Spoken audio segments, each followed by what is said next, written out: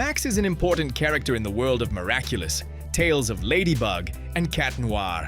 He's incredibly intelligent and highly capable, but like anyone else, he's about to face some changes that could completely turn his routine upside down. That's why, in this episode of Miraculous, A Fairy Good Night, we'll see the changes Max is about to go through. Je m'appelle Marinette.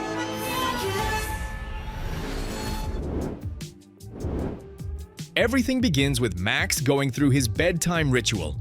However, Kalki isn't too happy about it, since it's still pretty early to be going to sleep. After Markov explains the reason, Kalki accepts it and settles down inside her drawer.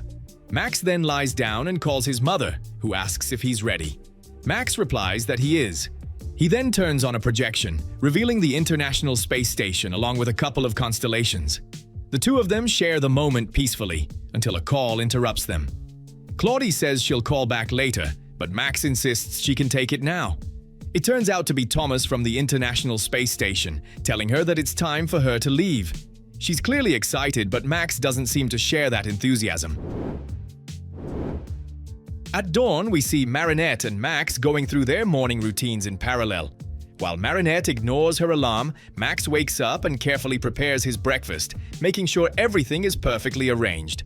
Marinette is eventually woken up by Sabine, and before heading downstairs, she kisses a photo of Adrian. She finally rushes down, only to trip down the stairs as usual. Max says goodbye to his mother, who gives him a felt heart, and he heads off to catch the bus. Meanwhile, Marinette runs out of the bakery. On the bus, Max stares intently at a particular seat, and Markov explains to another passenger that Max needs to sit in that specific spot to feel safe. The passenger completely understands and kindly gives up his seat.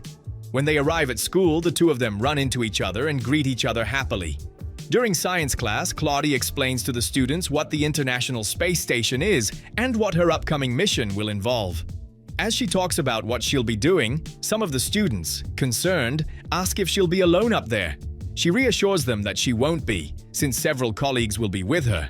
Then, worried about Max, they ask who will take care of him while his mother is away.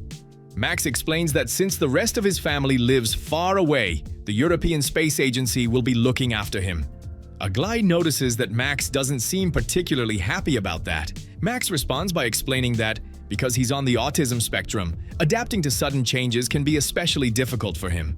When he feels anxious or uncomfortable, he calms himself by touching the felt heart his mother gives him every day. Hearing this, Marinette thinks that maybe it won't be so bad if Max spends the time while his mother is away, staying with one of his friends' families. She believes that, with their support, adjusting to a new environment won't be as difficult. Claudie overhears the conversation and asks Max if he agrees. Later, Max meets with the school counselor and opens up about his concerns about staying overnight at a friend's house, since he's never done that before. The counselor guides him through his worries, and in the end, Max agrees to spend one night at a classmate's home, treating it as a kind of practice run. He decides that Marinette will be his support system, since he knows her family is warm and understanding, and that they'll respect his needs. Excited, Marinette prepares everything to make Max feel as comfortable as possible, so much so that she recreates his entire bedroom.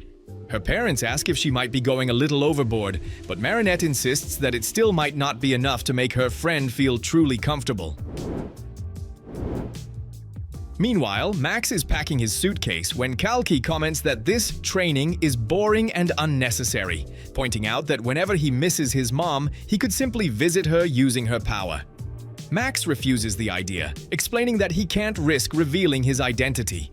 Back at the Dupian Cheng house, Claudie asks Max one more time if he's sure about going through with it. Max says yes, explaining that he and Marinette are actually very similar in the way they think and behave. He also feels comfortable because he's already been to her house many times, and as long as nothing has changed, everything should be fine. At that moment, Marinette suddenly realizes everything she's done and rushes to her room to dismantle the replica she built. While she's doing that, Max says goodbye to his mother, who gives him a felt heart. When they enter the room, they find Marinette hurriedly taking everything down. Max notices that the sheets on the bed look exactly like the ones he has at home. Marinette quickly explains that they're not sheets. They're curtains she still needs to hang, and that in her family it's a tradition to hang 2 curtains.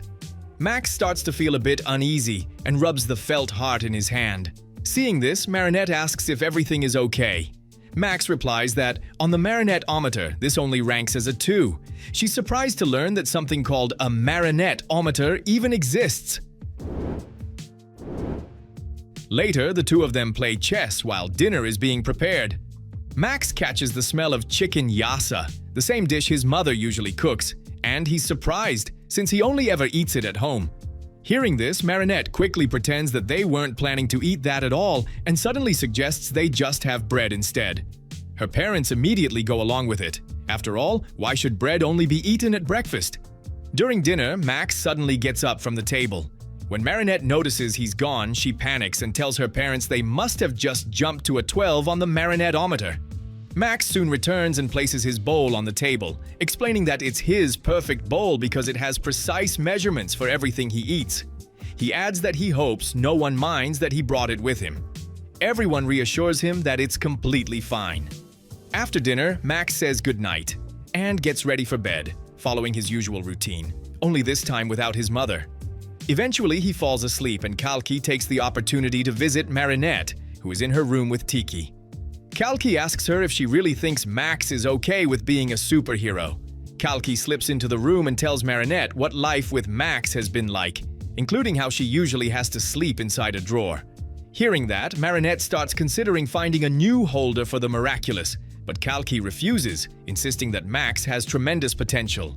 Just then, they hear Max knocking. He comes in and they begin talking about Kalki, something that immediately surprises Marinette, since Max shouldn't know her identity. At that moment, Arya appears and says that no one should have to keep hiding anymore, because carrying the burden of knowing who Ladybug is and not being able to say it is incredibly heavy.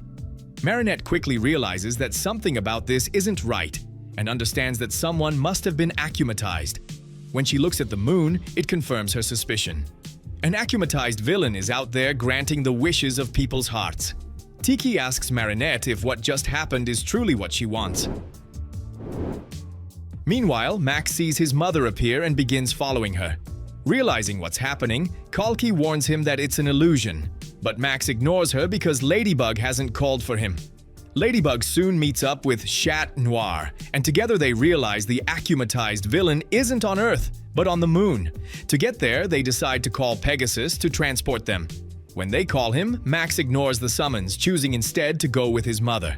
She tells him that he'll never have to fear change again, because now they'll always be at home, safe and comfortable. Ladybug continues trying to reach him, and eventually Max confronts the illusion of his mother.